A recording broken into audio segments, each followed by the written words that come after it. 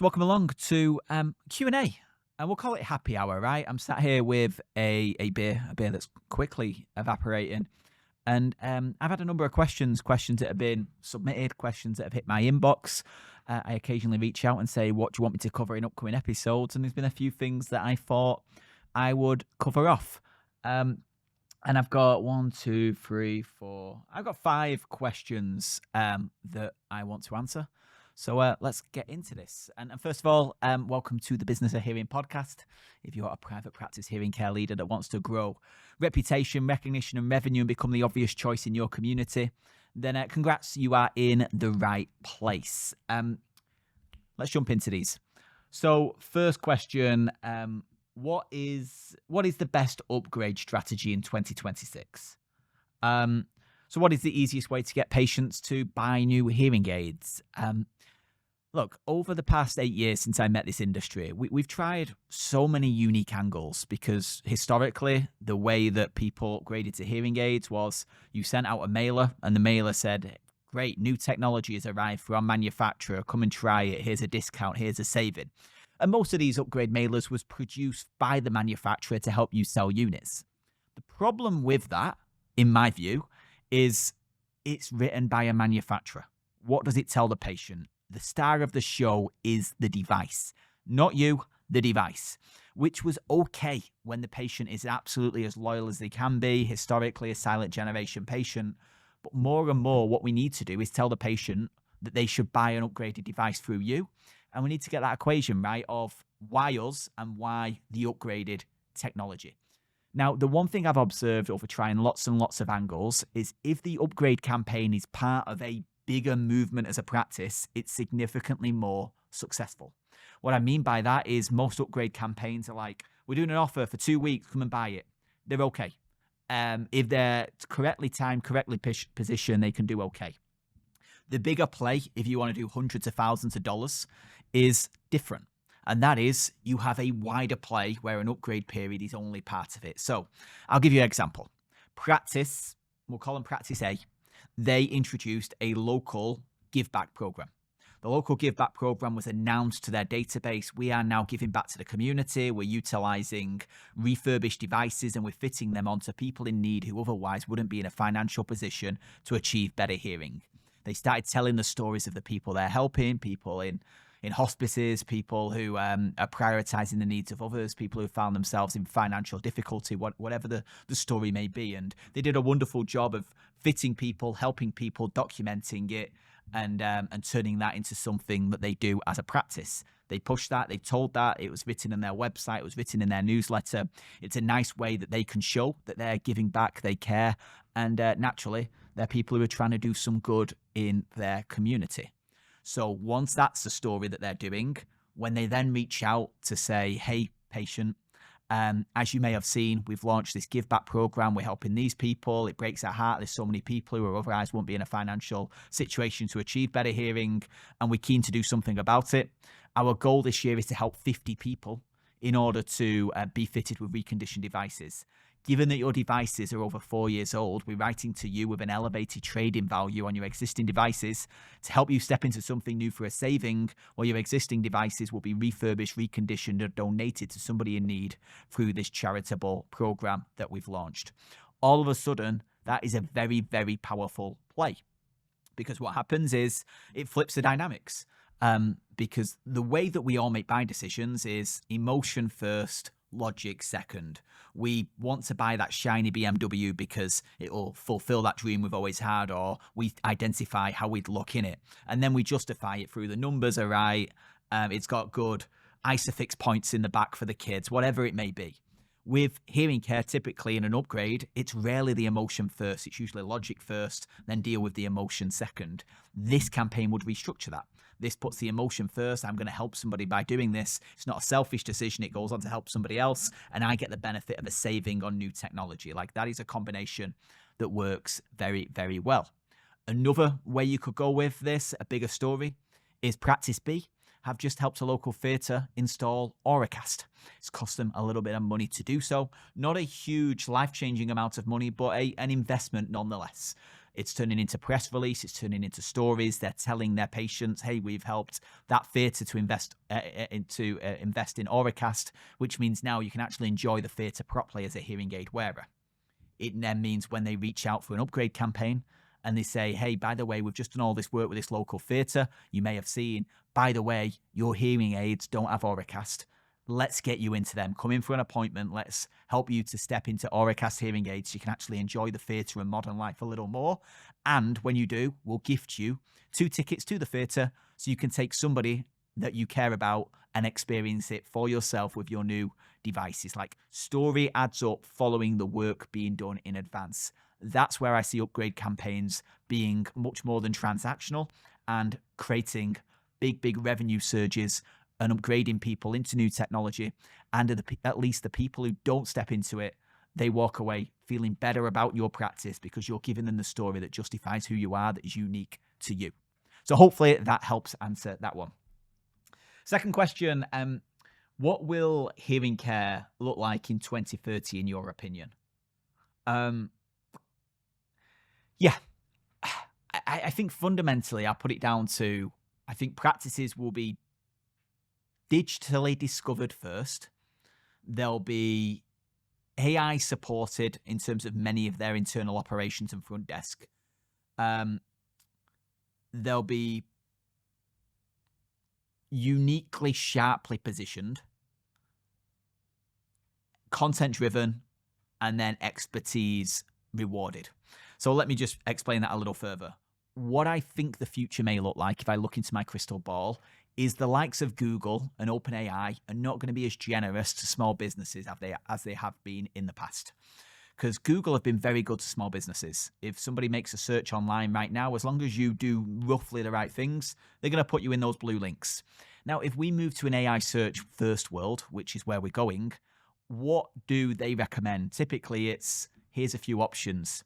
We look at, they've still got to bake Google ads into that because Google need to protect that $700 billion a year nest egg that they have.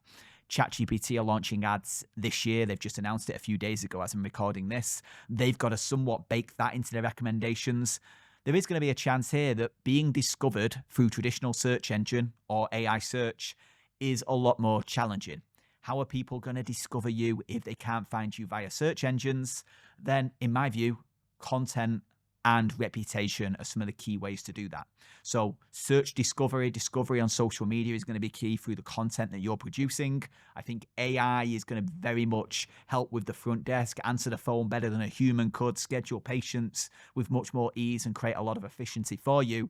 And then the practices that are win are not going to be the practices that have done the things they've always done. It's the ones who are very much elevated from a positioning perspective, clear on who they're for, clear for the outcomes that they achieve, and positioned in the right way for those patients.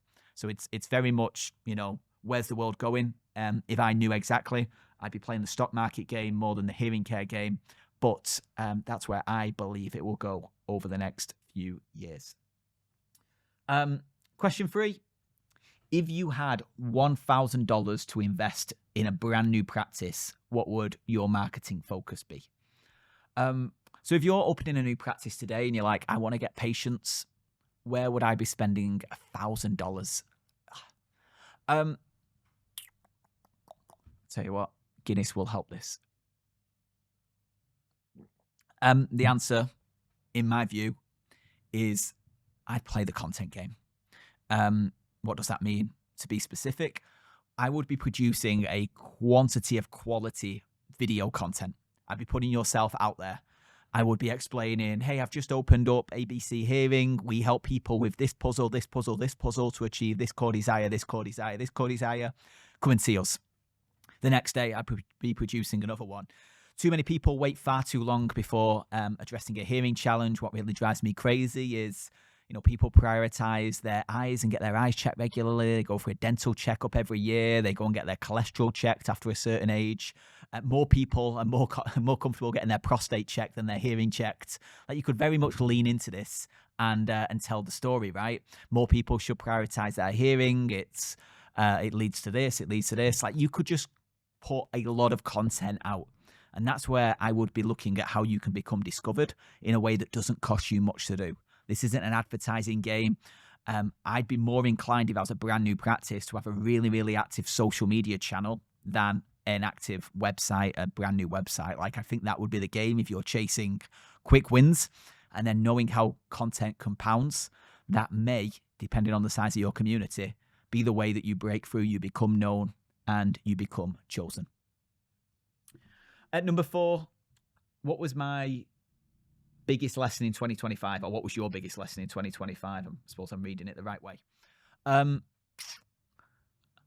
2025, from my perspective, as I reflect on it now in 2026, the biggest lesson and observation that I learned was 2025 was a year that I had to grow into the leader our business needed.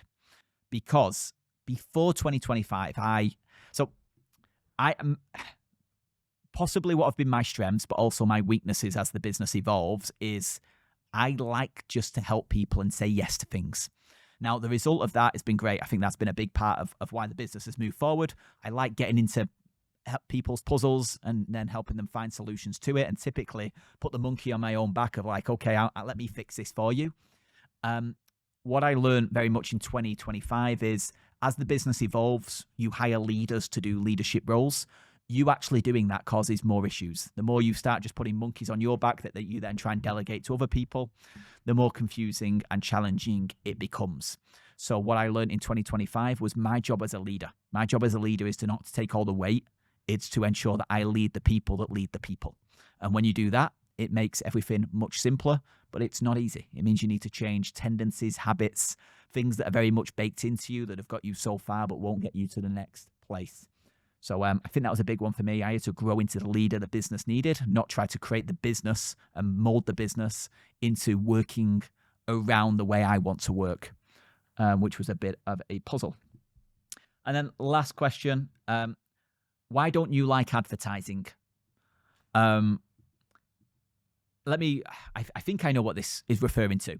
So a lot of the opinions that I put out are the fact that running and just spending money on ads is a bad move for most practices. And I just want to quantify this because, to use the analogy, advertising is like asking somebody on a date. Marketing is all the reasons they would say yes. Now, fundamentally, if you just go asking lots of people on a date, but you look a mess, the likelihood is going to be you're going to have to ask a lot of people. And if you're paying to ask people via advertising, every time you'll get a click to your website or every time you get an impression you're paying, then it just becomes a very, very expensive game where you probably just at least want to run a comb through your hair and put some perfume or aftershave on, and you may have a slightly better chance of getting a yes. Now, fundamentally, you've got to fix the marketing. If the marketing's broken, if the marketing isn't unique, isn't you putting your best foot forward, then you're just putting more water in a bucket that's leaking everywhere, right? You've got to fix the marketing bit first, and then advertising is very much amplified. So do I dislike advertising? No, but I just don't think it's the starting point or the most important thing for a lot of practices. Because one thing that really, really frustrates me is that much of the marketing agencies in the hearing care industry are not marketing agencies, they're advertising agencies. And what that means is they want to build something that scales. And as a result, they'll put some templated landing pages and run some ads for you and your practice based on what converts the best. They've got something that converts. They know if they send 100 clicks to it, 4 of them are going to make an inquiry. The challenge is it's all focused on quantity, not quality. So it can work, you can get leads, but these are leads that are responding to an ad that then come to your website that get told what they need to hear in order to make a next step, which is typically low-cost hearing aids, convenient, fast availability. They're not pre-sold on you, they're pre-sold on what you can do for them. And then you've got to deal with that patient who is not pre-sold that you're the fix for them. They just want what you want, and they're going to ask the price questions. They're not going to be easy to work with. You're going to have to deal with that puzzle. I'd rather have the marketing and have the right people respond to the marketing that generates the leads than the alternative way round. But yeah, 5 questions that have come in over the last few weeks. Hopefully that's interesting. Hopefully that's helpful. If you've got a question you'd love for me to answer, please send my way. We'll have another little happy hour and get baking straight into your questions, and hopefully give you clarity to remove any roadblocks that are standing between you and what you are looking to achieve. So I'll be back again next week with another episode.